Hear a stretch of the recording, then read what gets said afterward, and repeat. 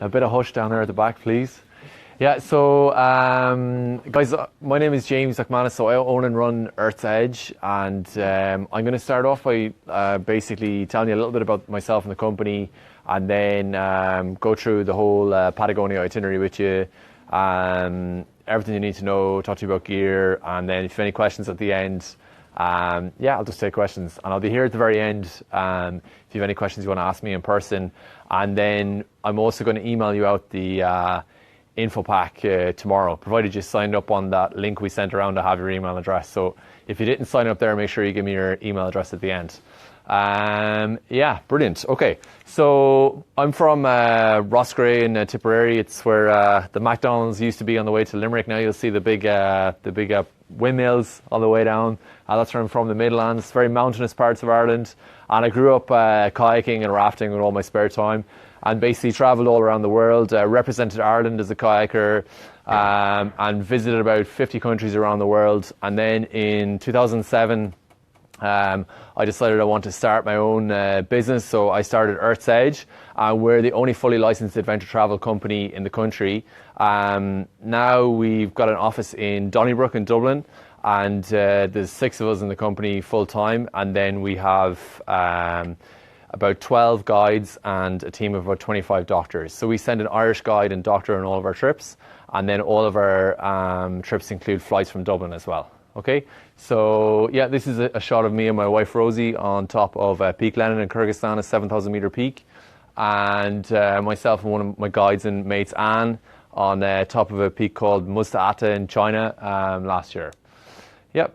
So yeah, just to tell you about Patagonia. So it's a new trip that we're putting on for the first time in March 2018, basically because there's huge demand for it.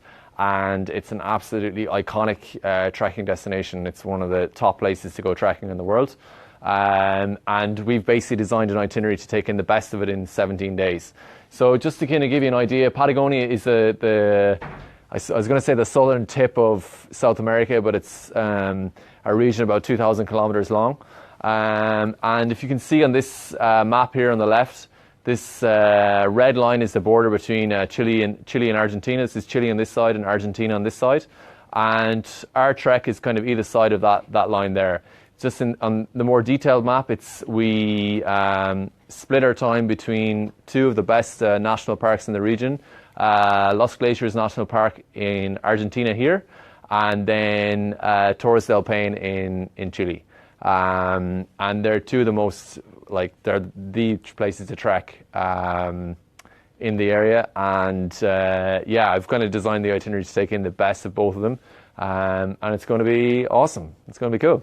Okay, so just in a bit more detail, we fly into a regional capital called El Calafate in Argentina here. So as I said, the trip includes flights. So typically, normally for South America, we fly Dublin, Frankfurt, Buenos Aires, and then we take a 3.5-hour flight south to El Calafate.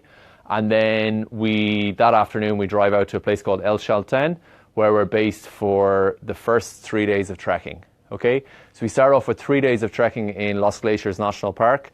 We get you guys warmed up, and then we travel overland down across the border, and into Torres del Paine, where we do an 8-day trekking circuit, a multi-day trekking circuit all the way around the Torres Massif, and it just basically takes in the very, very best of the region. Most companies, they do 2 or 3 days here, and then they do what's called a W trek in Torres del Paine. But we're going to do the full O trek, which basically takes us the complete circuit of the park and into the really kind of more remote and wilder parts of Torres del Paine, which for us is really kind of a necessity to do that. If we're going to go all the way there, we might as well do it right. Okay, so the first part of the trek, this is El Calafate. This is the airport here. So yeah, kind of midday on day 2, we arrive here, and then we drive for about 3.5 hours up to El Chaltén.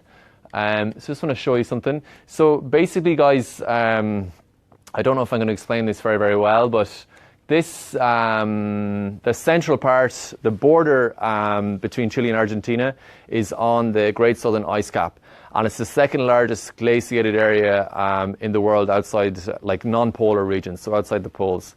And it's basically a massive, massive sheet of ice that runs 400 kilometers down through the spine of South America. And what happens is the glaciers flow out of that. And on the Chilean side, they pretty much go into the sea, they flow into the sea. And on the Argentinian side, they form these massive lakes here, okay? And it makes for this most amazing landscape. So when we got into El Chaltén, we're basically trekking up on 3 different treks, getting up closer to these glaciers and closer to the ice cap. It's not a high altitude trek. The highest point on the trek is 1,500 meters. So a lot of you have trekked with us before. You'll have been used to being up well over 5,000 meters, so that aspect of the trek of trekking is a non-issue. It's a low altitude trek. So anyway, in El Chaltén we stay in a hotel here for 3 nights, and we do day hikes. So the first day hike we do is out to Laguna Torre, which is about 7 to 8 hours. We then the second day we drive up about 17 kilometers up here, and then we do an 8 to 9 hour hike back to Laguna de los Tres, and then back to El Chaltén. And then the final day we go up to a lookout point called Tumbado, and then we come back to El Chaltén and drive back to El Calafate, okay? And this area is famous for 2 of its peaks, Fitzroy and Cerro. They are like 2 of the most iconic climbing peaks in the world. Their first, Fitzroy, for example, was first climbed in the 50s by the same guys who climbed the first 8,000 meter peak in the world. These crazy French dudes back in the 50s. It's amazing what they did back in the day. So just to show you some photos, this is El Chaltén. It's kind of quite touristy now, but it's still got this kind of Wild West feel to it. The town was set up in the 80s. The Argentinians kind of settled there because there was a bit of land grabbing going on between the Chileans and Argentinians, so they gave people lots of money to settle there. Traditionally there was farming, but now tourism is the main business there. And this is Fitzroy in the background there. This is Viadema Lake. So again, it feeds off the ice cap into the Viadema Glacier and then forms the lake. It's absolutely stunning. And this is Laguna Torre, which we see on the first day of hiking. And this is Cerro Torre. Not an amazing shot of it, but it's this knife-like peak that's climbed. You get a lot of climbers hanging out here waiting for a window of weather to get up this thing. And it's properly hardcore.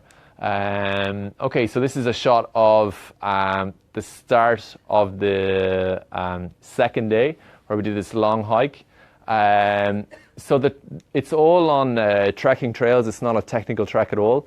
And we've got it marked as a demanding trek just because the length of the walks are quite long. The average walk time, we trek for 11 days. We cover 176 kilometers in total. And it is kind of challenging in the sense that all the days hiking are quite long. And as well, in Chile, you're going to be carrying all your own equipment, okay? So I'll talk to you a little bit more about that. So this is just below Laguna de los Tres. This is Fitzroy here again. And yeah, this is the Viadema Valley. And Laguna Capri, which we passed on the second day. And this is actually Laguna de los Tres. So this is kind of one of the high points when we're in Argentina. And Laguna Capri as well. I took about 200 or 300 photos here. I was kind of trying to narrow it down to show you some good ones. Yeah, and this is the view from Tumbado on the third day out towards Huemul. There's a trekking circuit around there you can do. It's just stunning. And this is the Pampas, like further down the Pampas. There's a whole huge region of Argentina called the Pampas. It's basically grassland. So there's little areas where you see cattle grazing. But this part is completely wild. It's awesome. And this is the viewpoint, Tumbado, where you see the mountains and back onto the lake and back towards the valley. It's absolutely stunning. So anyway, once we finished the 3 days of hiking there, we transfer back and we spend the night in El Calafate. And all of this driving here, it's on, a lot of it is on this iconic Route 40 in South America. It's like one of the most iconic routes to drive on in the world, really. It's really beautiful. So the following day we spend about 6 hours. We drive all the way down here and we cross the border and then we come into Torres del Paine here. So yeah, kind of depending on how busy the border crossing is, you can often be an hour, hour and a half there, but it's pretty straightforward. And we then get into Torres del Paine and we get the bus, takes us right the way in here to Las Torres. So this is just a map of the Torres del Paine National Park. And as I said to you guys, about 90% of people, or 99% of people, they do this classic W trek. So it's called a W because of the shape of the route. And it's really beautiful. But what we do is we take the full O circuit. So we come all the way around the back of the national park. And this area is really, really less traveled. Because depending on how you do it, you got to carry your own gear, and it's quite remote, so you need kind of fitter people, and it's just less accessible and a bit harder to do. But the great thing about that is there's less people there, and it's absolutely awesome. So kind of the highlights of it, this whole part here, as I said, it's very, very quiet, really, really scenic. And then the high point of this circuit is just about here. It's called the John Gardner Pass. It's at 1,200 meters, so it's only slightly higher than Carrauntoohil, but it's a really good pull up from there because a lot of this trek you're at sea level. So when you do have to climb up, it's quite a long ways up. And then you get to see kind of out onto the ice cap, see the Great Glacier. It's really stunning. And then coming down around here and getting all onto the high ground in this region, you get these beautiful views of all the lakes. And the French Valley is really stunning. We spend a day going up there as well, and get right up into the middle of the Massif. And then here again, we get up to the base of the towers.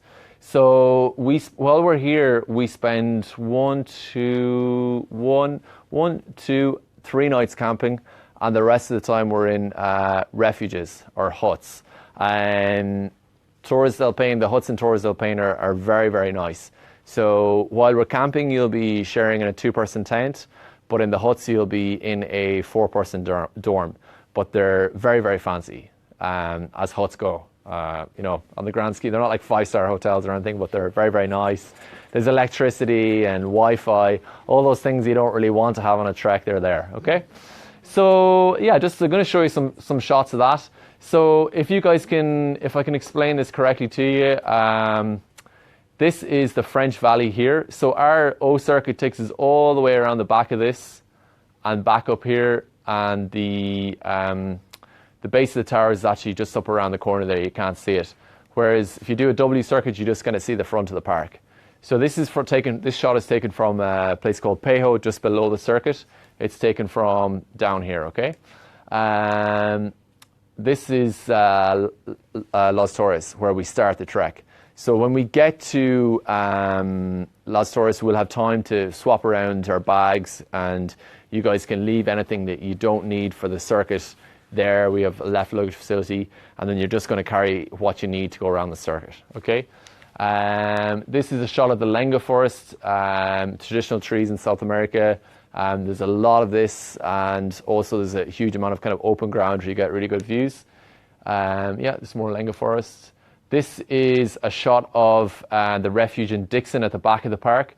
So that's the refuge just over here. And this is Dixon Lake, and you can see the glacier here up at the back. So our trek takes us from where the shot is out and around this direction. And this is the view from John Gardner Pass. This is the Grey Glacier that comes off the ice cap. And yeah, just a little bit further on in between the pass and coming down to Grey. And yeah, this is the Grey Lake and the Grey Glacier. So in the last 50 years, the glaciers receded a huge amount. Would have been there, when people started exploring this area first, trekking anyway. But it's really receding quite fast. This is the head of the glacier. And this is a shot of the French Valley. And this is right up in the very, very top of the French Valley. So we hike right up there, get into that. And this is Los Cuernos. So we spend our second to last night on the circuit in the front of the park. And this is a shot from Chileno. So I hope these pictures are giving you a good picture of what it's like. And this is the base of the tower. So, you know, the heights aren't that impressive, but to get up here, we start around, we get up here for sunrise. It's really amazing. If you can get this in clear weather with the sun hitting it, they basically just turn red, the towers. It's stunning, the sunrise on them. So we actually start at night to get up here, and then we come back all the way down to Los Torres and come back to El Calafate. Yeah, and this is just hiking out on the last day. So, yeah. So when we finish trekking, we drive from Los Torres back to El Calafate, and then we have 2 nights there. So you're going to get back there quite late, and the following day you're free in the morning, and in the afternoon we're going to go out to the Puerto Moreno Glacier, which is one of the top like destinations for all tourists to go and see in the region. Because basically this glacier is, it's about 5 kilometers wide and about 60 meters tall, so 180 feet. And there's this viewpoint here where you can just watch the ice absolutely crashing off the glacier into Lake Argentina. It is thought that this glacier is the only glacier in the world that's growing, but actually more recently I think that the reason it's coming out more is that it's actually melting underneath. Which is more likely, unless you speak to some climate change deniers, you know, which I'm sure none of you guys are. But it's an epic place to see. And then so yeah, you've got time in the last day to do some shopping and relax. And then we take you guys out to dinner, you know, the night before. So there could be some hangovers to nurse. And we go out and see this. And then the following day, we fly back to Buenos Aires and then on to usually Amsterdam or Frankfurt and then back to Dublin. Okay, so as I mentioned at the start, we put a massive emphasis on safety on all of our trips. So we send a guide and doctor from Ireland, and then we also have local guides, and we'll have local guides in Argentina and then swap over to Chilean guides when we go to Chile.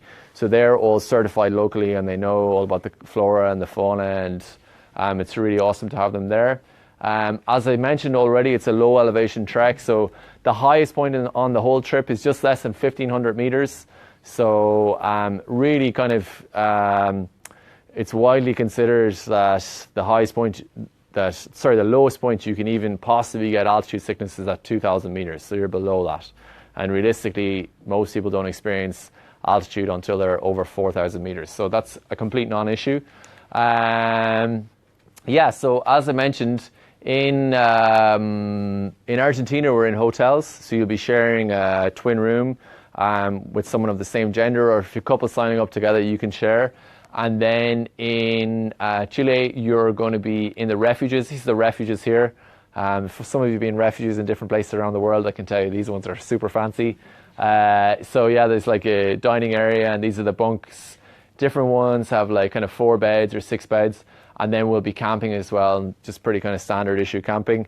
Because we're only 3 nights in tents, we're going to supply the sleeping mats and the sleeping bags for you in Chile. Because if we don't do that, it means you guys need much bigger packs to take that equipment with you. So yeah, we can rent them locally there. It makes a big difference. Yeah, so I suppose the challenging aspect, we have like 2 days on this trek in Chile that are, one is 4 to 5 hours, another one is 3. And then the rest are kind of averaging a kind of 8-9 hours a day. We've got some big days. So you don't need to be super fast, but you do need to have the ability to trek day after day. And then while you're actually hiking, guys, you're going to need about a roughly, depending on the quality of your gear, you're going to need about a 45-litre pack. Okay, I was writing the gear list for this, and all the things that I need, it weighs about between 8 and 10 kilos. Okay, and easily fits in a bag this size. So you know, you're not having extreme cold. So things that you'll need are like just if you don't want to use a rented sleeping bag, the way to avoid that is to bring a liner with you, and then you'll just need kind of a soft shell jacket like this one, or a light down jacket, and then rain gear, a light pair of trekking boots, so something like these guys. Okay, you don't need anything too heavy. And then a pair of sandals or Crocs are very good as well, because we've got some river crossings, just something comfortable to put on in the evenings. Okay, and then the key with keeping the weight down is that you need to kind of ideally bring kind of 3 pairs of socks and 3 or 4 pairs of underwear. And then, hang on, some people laughing at me. You can bring this fabric wash with you. Okay, so they have environmentally friendly fabric wash. So you just wash your stuff as you go. If you want to bring like a fresh pair of socks and jocks and t-shirt for every day, you're going to need a big bag and you're going to carry more weight and make it really hard for yourself. Okay? So they actually have, there's this brand, I was going to say Dr. Unken, but I think they make pizzas. There's a brand, something anyways, it's an American brand, and they make a soap and a wash that you can wash your clothes and wash yourself in. So maybe something, what's that? Live Clean? No, it's Dr. something. I can't remember. I'll email you tomorrow, I'll let you know. It's on our gear list. So that's the key to keeping the weight down, And then, for example, like 1 pair of shorts and a pair of trekking pants, 2 or 3 base layers, and a shirt if it's warm. So the key is light stuff. And the good thing is, while we're in Argentina for the first 3 days, you guys can really get a feel of what it's like and what you're going to need and what you don't need. So often what you can have in the top of your bag, you might have like 10 bars of chocolate and loads of little things that will kind of add up to a kind of kilo or 2. And by the time you get to Chile, we'll go through the gear again and you'll find you're throwing out a lot of stuff. Okay? So the great thing about this part of the world as well is there's loads of little streams everywhere. So you don't need to carry a lot of water. What you do need is usually 1 water bottle, 1 litre bottle, or if you prefer a bladder, you can use that and just keep a litre in it all the time. And when you pass another stream, top it up, Again, in my experience, like usually me personally, I'll be drinking about 4 litres of water a day at high altitude. Here, like 2 litres is enough for me, but it really depends how much you're going to sweat. Okay, but you need that's really, really important with this trek, that you cut out any unnecessary stuff that you don't need. Okay, and on some of the days when we go, for example, on the back of the park, for going from Dixon around to Peros, we're going to need you guys to carry a little bit of the food for dinner and things like that. But it'll be not so much, 1 kilo or 2 each, no bother. Yep. Okay. So what else to tell you about? Yeah, weather. This is I was trekking by myself for a while before my wife came out, and I just put up these photos, me looking a little bit. I was trying to take a selfie of myself. I'm not very good at that. But these 2 shots are taken about an hour apart. So it was literally lashing rain and really, really high winds, and then an hour later it was like sunny and super hot. So the weather in Patagonia is very, very extreme. We're definitely going to get lots of rain. It's very pessimistic. It's very highly likely we'll get a couple of days of rain, but equally we'll get really good sunshine. We had about 4 or 5 days of weather in the mid-20s. And it doesn't get very, very cold. It gets very, very windy is the big thing, and you can get rainy as well. But really manageable. So from your perspective, guys, you would want to be kind of comfortable, I think, to really enjoy this trip. By the time we're leaving in March 2018, you want to be comfortable doing 6 to 7 hours in the Irish Hills with a 10 kg backpack on. Okay, if you could do that, like 2 long days in the Irish Hills, you'd be well fit enough for this trip. Okay, obviously we're just kind of coming into the hour. The hour is changing in Ireland next weekend, which is great. You can get out training in the sunlight. You don't need to be indoors all the time. But through the winter, especially leading up to this trip in March, any kind of cardiovascular strength training will really help you. So things like the gym or kettlebells or spinning, anything like that will help. Weights are really, really good. And it's very important that if you've any small injury or, a sore hip or a dodgy knee, that you get that looked at and make sure it's nice and strong by the time you go trekking. It goes without saying, guys, if you have a little bit of knee problems, walking from your home to work or from work to the pub and your knee gets a little bit sore, it's going to hurt like hell if you're descending for several hours coming off the John Gardner Pass with 10 kilos on your back.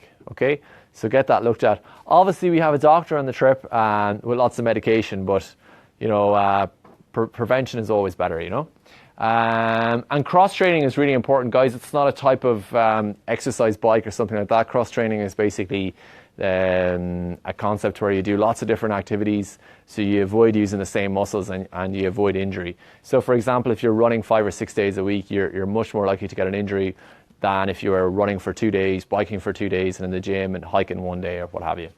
Okay, so yeah, we also run ahead of all of our events. We do training weekends in Glendalough and Wicklow. So it's a great way to meet other people that are on your trek, and you'll meet the guide and doctor that you're going away with, and you'll also meet your fellow trekkers. I'm actually going to be guiding this trip next March, and my dad he's a GP based down in Tipperary. He's hopefully going to be coming as well. He's putting up a little bit of resistance to that, but I'm pretty sure he'll be going, yeah. So, yeah, and look, I think with all these trips, whether you're going to Patagonia or Kilimanjaro, for me anyways, kind of meeting people and, just having a huge amount of downtime where people aren't looking at their phones all the time. Unfortunately, throughout this trip, there is access to Wi-Fi, but if anyone's got a bit of discipline, you don't have to use it. And also, guys, that is the second thing I would say. The way if you get out on a trek like this, you get to disconnect from technology in everyday life and just really enjoy yourselves. I would strongly recommend you do that. So the bad news about Patagonia is it's an expensive trip. We have a best price guarantee on all of our trips, including Patagonia. But for the 17 days, including international flights, your guide and doctor, all the transport, pretty much all the meals while you're trekking. In the hotels in El Calafate and El Chaltén, you need to get your own dinner. But other than that, everything is pretty much covered.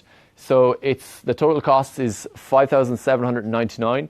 You pay $399 deposit at the time of booking, and then 6 months before departure, you pay another $1,000, and then the balance is due 2 months before departure. We've got, and on the info pack I send you tomorrow, guys, it has the full inclusions and exclusions, exactly what's covered. We're doing one trip each year. So the first one is on from the 8th to the 24th of March 2018, and then again the 7th to the 23rd, 2019. So our average group size is 12. We take a maximum of 16. We've got a couple of people signed up, and we've lots of people that are definitely going. So it's not a case where you need to kind of run up to me right now and give me the deposit, but I think it's going to fill up in the next couple of months. So the other thing I was going to say, just to recap to you guys, if you didn't sign up on the link or you're watching on Facebook, make sure you send us your email address so I can send you out the details for this. And if any of you are interested, if you're part of a club or a group, we can do private trips in all of our destinations, including Patagonia. So very quickly, guys, just some other trips that we have going on. Stuck Angry is the best trip in our offering. We run it every August. It's in Ladakh in northern India. It's a 6,000 meter trekking peak. Patagonia is widely considered one of the best and most beautiful places to trek in the world. Ladakh is even better. I love this place. It's absolutely awesome. It's a Buddhist area. It has everything, like beautiful scenery and the culture. It's phenomenal. Kenya. Sorry, how long is that trek? It's 15 days in August. Yeah. And if you want any intel on any of these guys, just reply to my email tomorrow. I'll send them out to you. Kenya Try Venture is a unique event to us.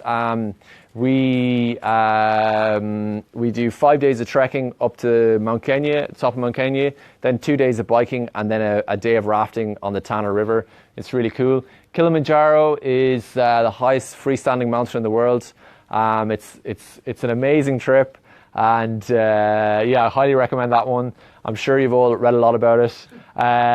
Everest Base Camp, one of the most iconic treks in the world, 18 days. We do a really cool route on this. We've just changed our itinerary slightly. We're now going over the Chola Pass, so we're going to do a loop up to base camp and back down again, which is going to be really cool. Machu Picchu is amazing as well. It's we do an 11-day trek there, finishing off at the city of Machu Picchu. It's really cool. And we've got the Great Wall of China, which we run each October. That's an 11-day trip, including 6 days trekking on different parts of the wall. It's really, really nice. We kind of mix sections of the wild wall, which aren't restored, and then kind of the iconic sections which have been restored in the 70s and 80s. And other than that, guys, we do expeditions to Elbrus, which is the highest mountain in Europe, and Aconcagua, which is the highest mountain in South America.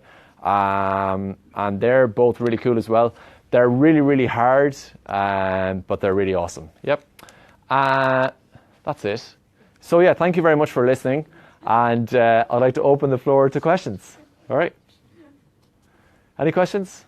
The lunches from the refuge, did we get them? Yeah, so pretty much, yeah, for the 3 days in Argentina and the 8 days in Torres del Paine, we give you a packed lunch. Yeah. Yeah. Okay? Yes? And in Chile, you're saying about carrying the packs.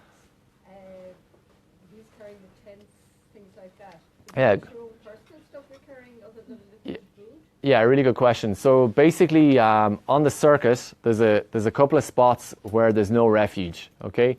But there's camps there where you can rent, well, not quite, it's a bit of logistics on our part, but basically we're going to rent sleeping bags and tents there.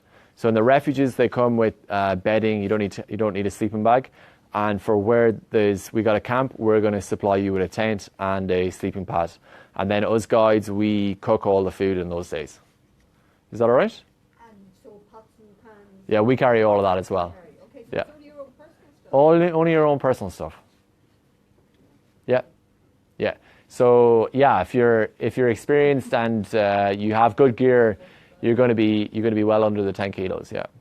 But if you're kind of, you want to bring this and you want to bring quite a large bag of toiletries, it could easily spill up to 15 kilos. Yeah. Any other questions? The water in the refuge is okay to drink, or does that have to Yeah. be treated as well? No, we don't treat any of the water in either location. So there's basically water coming straight off the mountain. But like all of our treks, if you're unsure or you're a bit conscious of it, the best thing is to bring purification tablets. But to be honest, you don't need them for Patagonia. As standard, like when I'm guiding or any of our trips, we'd have 1,000 liters of purification tablets. If there's a problem with water, we can add it in there, but you don't need it. It's really if you like your mineral water, or you don't like nasty kind of city water, it's a super place to drink water. Yeah. Any problem with bugs or anything like that? Bugs? Yeah. Yes. Yeah. You need not like crazy problem, not like Alaska or Norway or one of these places, but yeah, it's good to have a repellent for sure. I didn't have a huge problem, but they are there. And the last question then, what about if you get the numbers, are you going to do a double trip next year? Maybe. Yeah, we might do two. We'll see. Yeah, maybe in November we'll do one in March and November. The trekking season for Patagonia is kind of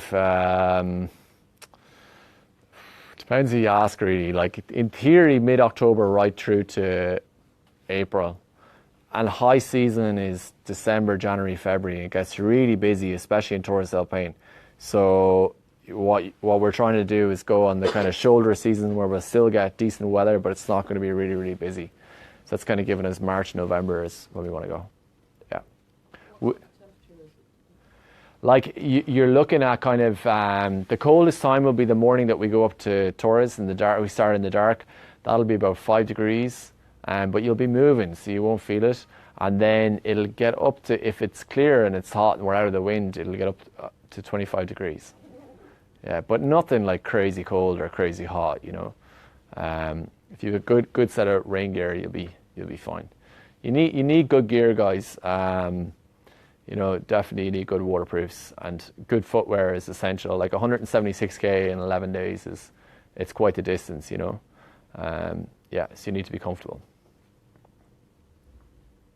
Yes. And is it possible to change the date of the flight coming back if one wanted to stay longer? Yeah, absolutely. So on all of our treks, including Patagonia, if you want to stay on extra days, providing you let us know at least 3 months from departure, we charge you €50 change fee and then any fare difference. So for example, if you're booking onto this trek like now and you gave us the date that you want to change, there wouldn't be any fare difference. And it's just based on availability on the flights. But typically there wouldn't be. If you do it far enough out, it's very easy to do. Yeah. And you just need to let us know if you want to change the domestic and the international or just the international. Any more questions? Nothing. Yeah, sorry, go on. Is insurance included? No. We'll recommend an insurance company for you. There's a company in the UK that we recommend that provide a really good, robust policy. And you can actually upgrade slightly to get your... the standard cancellation or curtailment is £3,000, but you can get that upgraded, which will cover the full amount of this. And I would highly recommend that, especially if you're unfortunate to twist an ankle or break a leg, or someone of your immediate family, if you had a bereavement, they cover all those things. So it's really worthwhile doing. Like insurance, it's a classic case, you get what you pay for. So yeah. Awesome. All right, guys, thank you very much for listening. I'll be around here at the end if you want to have a chat in person. Yeah, cheers. Thank you very much.